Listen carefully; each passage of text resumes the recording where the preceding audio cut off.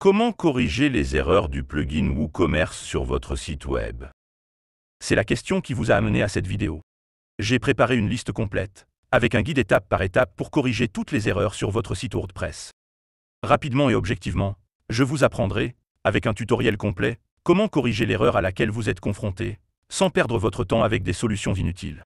Si c'est ce dont vous avez besoin, passons au contenu. Voici une étape très importante que vous ne pouvez pas négliger. Utilisez un bon hébergement de site web. 90% des problèmes que nous rencontrons sur les sites WordPress sont toujours liés à l'hébergeur. Dans certains cas, la version PHP est obsolète. Dans d'autres cas, PHP n'a pas d'extension autorisée ou des fonctionnalités sont manquantes. Par conséquent, nous recommandons les serveurs Hostinger afin que vous puissiez utiliser PHP dans votre hébergeur. Quel que soit le pays dans lequel vous vous trouvez, ils disposent d'un support multilingue et servent le monde entier. Ils ont un plan spécifique pour WordPress avec gestion et c'est l'un des meilleurs plans pour WordPress. Nous avons testé plusieurs sites dans le cadre de ces plans.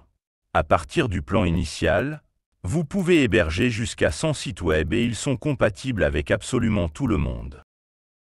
Sur tous les plugins que nous avons testés à ce jour, nous n'avons trouvé aucun plugin qui ne fonctionne pas dans l'environnement Hostinger. Il dispose également d'un système dans le panneau pour vérifier les virus dans les installations WordPress, effectuer des mises à jour dans le panneau et vérifier la compatibilité des plugins, ce qui vous aidera à résoudre la plupart des problèmes. Il y a un lien dans la description et si vous achetez un forfait annuel ou plus, utilisez notre lien pour soutenir notre chaîne. Une chose très importante, comme rechanger à une politique de remboursement si vous n'aimez pas le produit, vous pouvez simplement faire ce qui suit. Acheter un hébergement chez Rechanger, installer un site WordPress, installer tous les thèmes et plugins que vous avez sur votre site web actuel. Vérifiez si cela fonctionnera. Si cela fonctionne, vous savez que le problème vient de l'hébergement de votre site web et qu'il est temps pour vous de migrer. Tout ce que vous avez à faire est d'apporter votre site web à Hostinger. Même, Hostinger effectue la migration gratuitement pour vous. Tout ce que vous avez à faire est de rejoindre l'un de leurs plans. Je recommande Cloud Startup pour les sites qui ont besoin de plus de performance et j'appelle l'équipe d'assistance qui vous aidera dans le processus de migration. Avant d'apporter des modifications, vous devez sauvegarder votre environnement. Il est très important d'avoir une sauvegarde de votre site web. Même en cas de problème, effectuez une sauvegarde du site web dans son état actuel. Vous pouvez demander à l'équipe d'assistance de votre société d'hébergement ou vous pouvez embaucher Hostinger, lien dans la description, et vous pouvez avoir leur sauvegarde automatique. La sauvegarde sur le panel Hostinger est très simple à faire. Je vais enseigner ici et presque toutes les sociétés d'hébergement sont identiques. Dans le panel de votre hébergeur, vous accédez au fichier et vous aurez l'option de sauvegarde.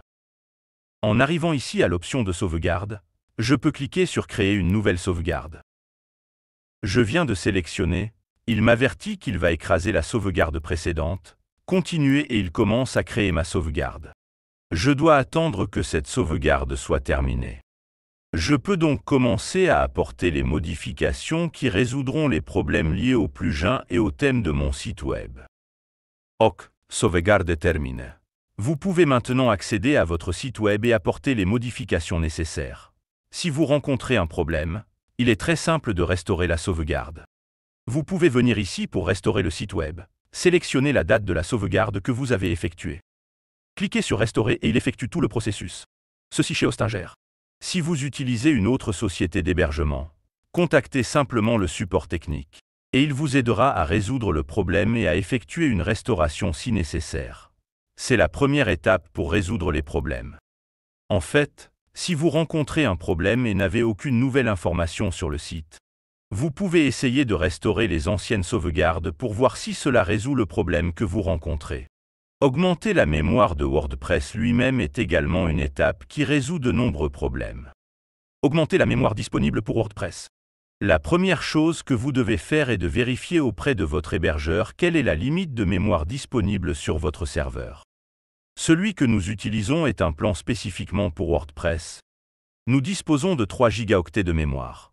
J'ai alloué 1 gigaoctet pour PHP et maintenant j'augmenterai également la mémoire disponible pour WordPress. Je viens donc ici dans Fichier, Gestionnaire de fichiers. Si vous hébergez votre site web ailleurs, vous pouvez accéder au gestionnaire de fichiers via le tableau de bord de votre société d'hébergement. Si vous souhaitez changer de société d'hébergement, je vous recommande de cliquer sur le lien dans la description pour obtenir une réduction sur les forfaits annuels ou plus importants au sein de Hostinger. Accéder au gestionnaire de fichiers, accéder à Public HTML.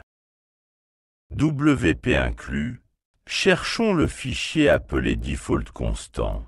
Cherchons le fichier. Nous le trouvons ici. Voici le fichier default constant.php. Double-cliquons sur le fichier. Faisons défiler et ici où WordPress fixe les limites de mémoire. Nous mettrons cette limite de mémoire à 1024. Changez-la encore une fois ci-dessous également en 1024 et ci-dessous ici nous avons des multisites WordPress. Nous n'utilisons pas cette structure, mais si nous l'étions, nous pourrions également la changer en 1024. Sauvons et c'est tout. À partir de ce moment, WordPress pourra utiliser davantage de RAM disponible du système, ce qui résout de nombreux problèmes avec les plugins qui nécessitent une plus grande utilisation de la mémoire RAM.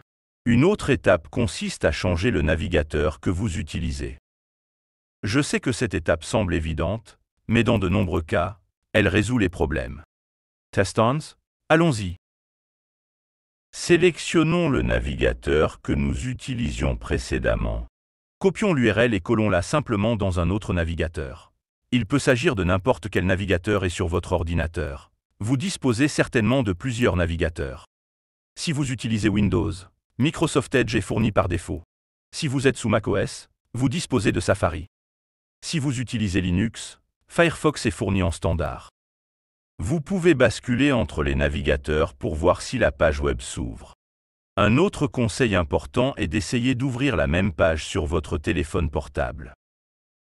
La modification de la version PHP peut être l'une des étapes importantes pour résoudre un problème sur votre site WordPress. Que le problème vienne d'un thème ou d'un plugin, la version PHP doit être compatible avec celui-ci. Allons-y. En accédant au tableau de bord de mon système d'hébergement, je peux aller dans Avancées, dans Configuration PHP et choisir la version de PHP que je souhaite utiliser. Chaque hébergeur dispose d'un panel différent, mais ils ont tous la possibilité de changer de version PHP. Actuellement, PHP 7.4 est le plus compatible avec tous les thèmes et plugins WordPress. PHP 8.0 fonctionne bien au sein de WordPress, mais il présente encore quelques incompatibilités avec certains thèmes et plugins que les développeurs n'ont pas encore mis à jour. Nous vous recommandons donc de passer à PHP version 7.4, de cliquer sur Mettre à jour pour qu'il applique la modification, d'attendre environ 3 minutes et de réessayer d'accéder à votre site web, en n'oubliant pas de vider le cache à chaque fois que vous effectuez une modification. Une autre façon de corriger les erreurs consiste à désactiver ou à modifier le thème que WordPress utilise actuellement. Allons-y. Si vous avez accès au panneau, vous le ferez de manière très simple. Apparence, thème, sélectionnez un thème différent et cliquez sur Activer. Ainsi, le thème sera activé et cela changera toute l'interface du site. En faisant cela, vous pouvez accéder à votre site web et vérifier s'il fonctionne à nouveau. OK. Si vous n'avez pas accès au panneau WordPress, vous pouvez également le faire via la banque de double.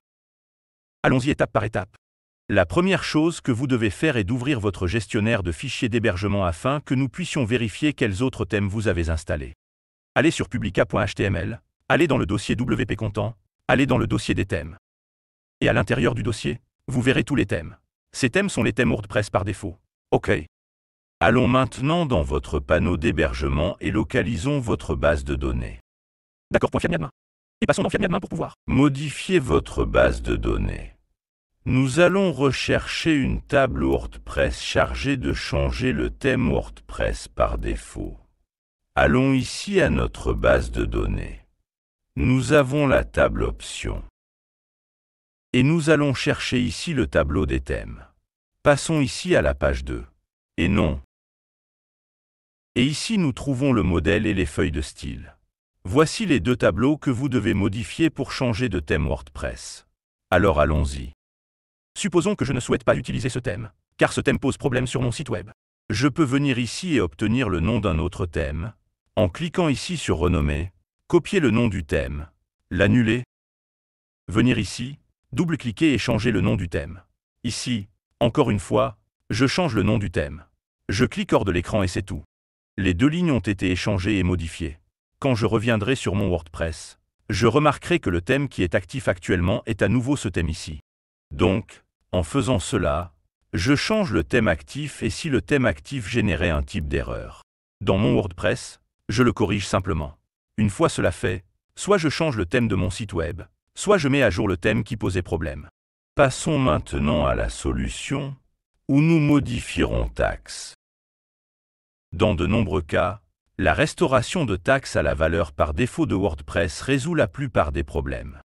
Cependant, il est important de prêter attention au point suivant. Si vous utilisez un plugin de mise en cache dans WordPress, vous devez d'abord désactiver le plugin. Si votre WordPress ne se charge même pas, alors oui. Vous pouvez d'abord modifier taxe, puis désactiver le plugin de cache. La plupart des plugins de mise en cache modifient le fichier taxe de WordPress. Allons-y.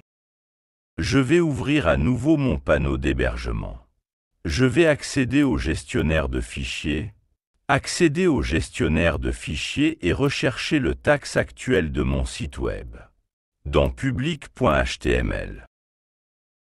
Je vais chercher le fichier taxe. Il est là. La première chose que je dois faire est d'en créer une copie. Je vais donc copier le fichier, sélectionner le dossier actuel dans lequel je me trouve, copier, et cela créera un autre taxe pour moi en dehors de public.html. Une autre méthode pour effectuer une sauvegarde consiste également à simplement cliquer avec le bouton droit et transformer taxe en fichier zip, par exemple. Et puis vous aurez votre zip au cas où vous auriez besoin de le restaurer. Ok, ouvrons Heckes. Notez que mon taxe est complètement modifié. Ces changements sont dus à mon plugin LeadSpeed Cache. Cela apporte des modifications, mais le taxe WordPress d'origine ne ressemble pas à ceci. Dans la documentation officielle de WordPress, on peut voir l'apparence originale de taxe. En cas d'erreur, vous pouvez copier le contenu, coller le nouveau contenu dans taxe et enregistrer le fichier. Cela vous aidera à tester si votre site web fonctionnera à nouveau ou non. Si le site ne fonctionne plus, restaurez le fichier tel qu'il était et le fichier ne fonctionne plus. Et passons à l'étape suivante. Vérifier les extensions PHP dont vos plugins étaient mon besoin peut également vous aider à résoudre de nombreux problèmes. Ici, dans le panneau d'hébergement, nous allons dans Configuration PHP, nous allons dans Extensions PHP et nous vérifions les extensions qui sont déjà nativement actives et vous ne pouvez pas les désactiver. Et ci-dessous vous trouverez plusieurs autres extensions que vous pouvez éventuellement activer. La plupart des hébergeurs ne proposent pas ce type d'extension, c'est pourquoi nous avons choisi Hostinger comme partenaire. C'est parti, je vais vous donner un exemple, et ceci n'est qu'un exemple, vous pouvez utiliser cette base pour n'importe quel plugin que vous utilisez. Vous allez sur Google et recherchez le nom du plugin et les extensions PHP dont il a besoin, ou lisez la documentation. Donc, par exemple ici, Elementor. Il a l'extension PHP ZLIB comme nécessité, il a besoin de cette extension active. Par coïncidence, c'est aussi une extension requise par WordPress. Il est donc évident que notre site a l'extension active, mais il est important que vous sachiez que tous vos plugins ont les extensions PHP dont ils ont besoin pour fonctionner. Un plugin peut dépendre d'une extension. Un autre plugin peut dépendre d'un autre. Il est donc important que toutes les extensions nécessaires soient actives. Comment le découvrez-vous? Parlez au développeur du plugin ou lire la documentation.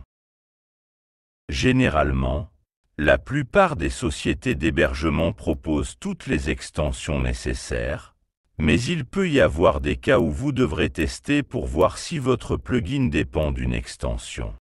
PHP Supplementaire. Une façon de résoudre les problèmes consiste également à modifier les autorisations des dossiers dans lesquels votre plugin a été installé. Dans de nombreux cas, une personne décompresse un fichier zip directement dans le dossier WordPress où se trouve le plugin. Et cela modifie les autorisations et le propriétaire du dossier, provoquant des erreurs critiques dans WordPress. Revenons au tableau de bord de notre hébergeur. Je suis arrivé à Fichier, Gestionnaire de fichiers. Accédez à notre gestionnaire de fichiers, notre File Manager. Allez dans Public HTML. Accédez à WP Content. Allez dans le dossier plugin et on retrouve ici tous les plugins installés dans WordPress. Notez qu'il dispose d'autorisations de dossiers spécifiques. Il s'agit du modèle d'autorisation de dossiers sur le web. Si votre répertoire ne dispose pas de ces autorisations, vous pouvez cliquer avec le bouton droit. Vous pouvez accéder aux autorisations et modifier les autorisations. Notez que l'autorisation est 755. Si je coche une case, je modifie les autorisations. La valeur par défaut est 755. Cochez l'option récursif, répertoire et fichiers et cliquez sur Mettre à jour. Important, si vous souhaitez conserver l'état d'origine du dossier, avant d'effectuer la modification, vous pouvez cliquer avec le bouton droit, accéder à Archiver, sélectionner le format de fichier. Et cela créera une sauvegarde pour vous avec l'état d'origine. Ici l'autorisation est différente mais dans ce fichier zip, les autorisations restent les mêmes que sur votre écran. Augmenter la mémoire PHP. C'est une étape qui résout la plupart des cas de problèmes avec les plugins. Notamment les cas d'instabilité, lors des démarrages et arrêts du site. Allons-y. En arrivant sur le tableau de bord de votre société d'hébergement, vous pouvez cliquer ici sur Avancer, Configuration PHP, et vous arriverez sur cet écran. Vous allez dans les options PHP. Vous descendrez à l'option qui parle de mémoire PHP. Ici, je l'ai réglé sur 512 mégas. Je peux le changer en 1024. En gardant à l'esprit que mon plan a 3 gigaoctets, incroyable, 3 gigaoctets de RAM. Je peux passer par exemple à 1024, descendre ici, sauvegarder, et cette étape, au bout de quelques secondes, peut complètement changer les performances de votre site.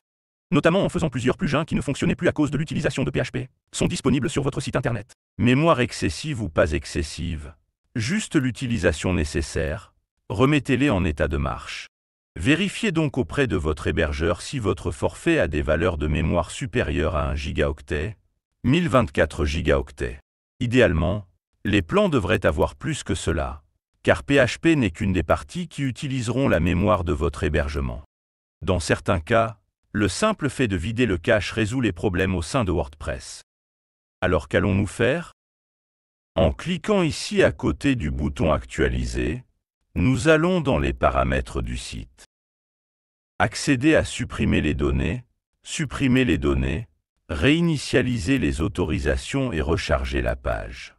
Mais au lieu de cliquer sur le bouton Recharger, je vais appuyer dessus sur le clavier. CTRL et la touche F5 pour pouvoir faire un reload sans cache. Une fois cela fait, la page sera rechargée sans utiliser le cache et si j'ai des problèmes causés par le cache, ils seront résolus. La désactivation des plugins WordPress est aussi une étape qui résout généralement certains problèmes.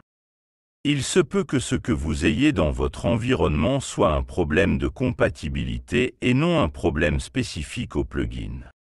WordPress est un immense écosystème et parfois certains développeurs développent des plugins qui entrent en conflit avec d'autres plugins.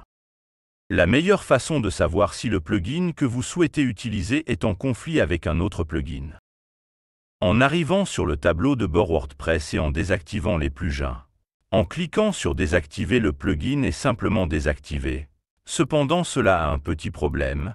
Dans certains cas, vous ne pourrez pas ouvrir le tableau de bord WordPress, si votre cas est un cas où WordPress ne le fait pas.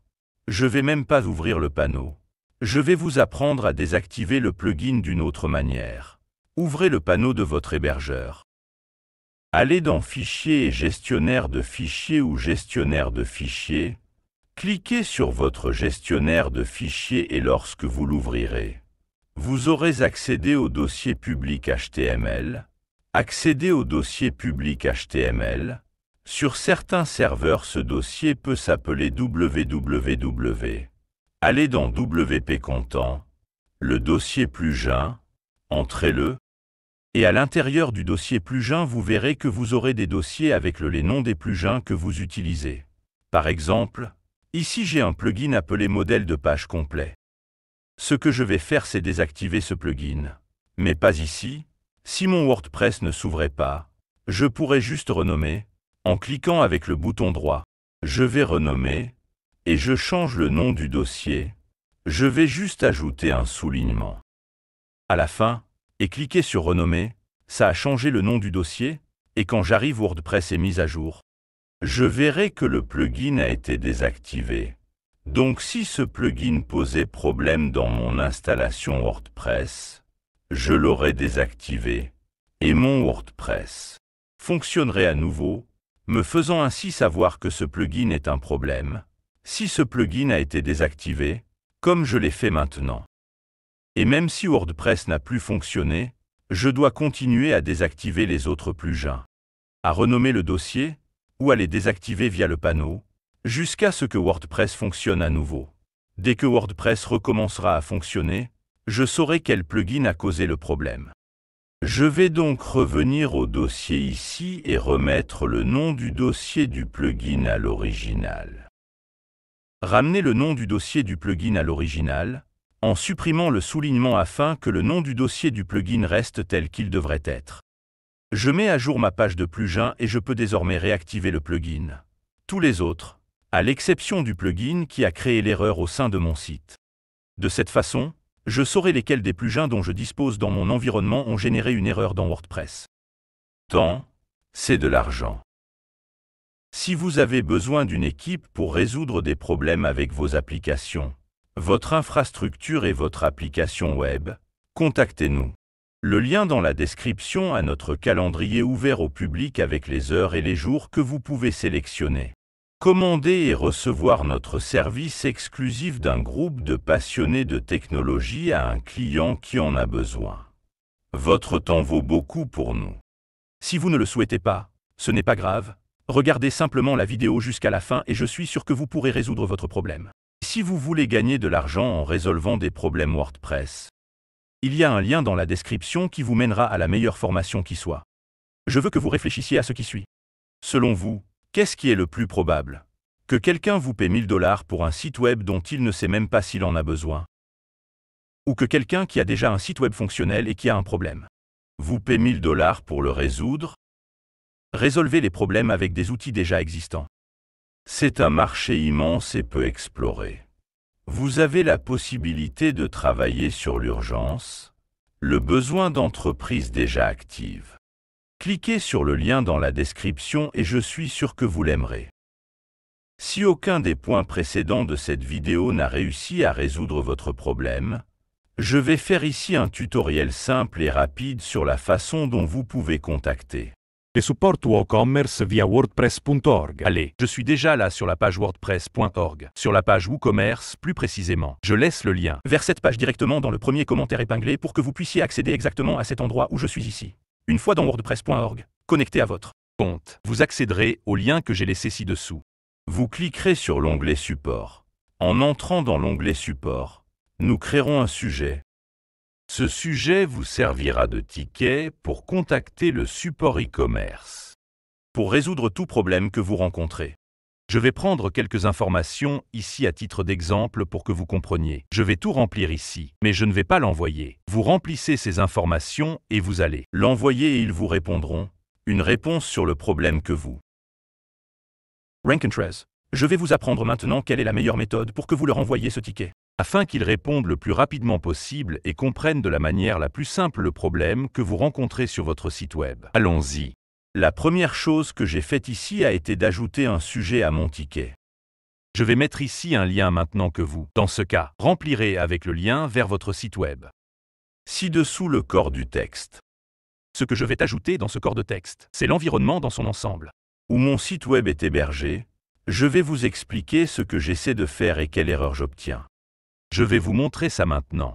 Ce petit texte ici que j'ai déjà laissé prêt. Je vous laisse également cette base dans le premier commentaire posté pour que vous puissiez utiliser exactement ce que j'ai déjà ici, ce qui vous facilitera grandement la vie. La première chose que nous allons mettre ici est la société d'hébergement que je vais mettre au Stinger. Ici dans mon cas, tu mettras la version de ton PHP. Je mettrai ici 7.4 dans mon cas. Tu mettras aussi la version de ton WordPress. Je mettrai ici 6.3. Tu mettras le point version de ton plugin. Je mettrai juste un exemple version ici. Vous ajouterez également tous les plugins installés sur votre site WordPress. Pourquoi? Car quelle que soit la connexion entre ces plugins et le plugin qui échoue sur votre site web, ils peuvent toujours provoquer un certain type de conflit. Alors, indiquez clairement ici dans cette rubrique quel plugin vous possédez et si vous avez un plugin de mise en cache. Je vous recommande également d'ajouter ici le nom de ce plugin et s'il est activé ou non au moment où vous recevez ce message d'erreur.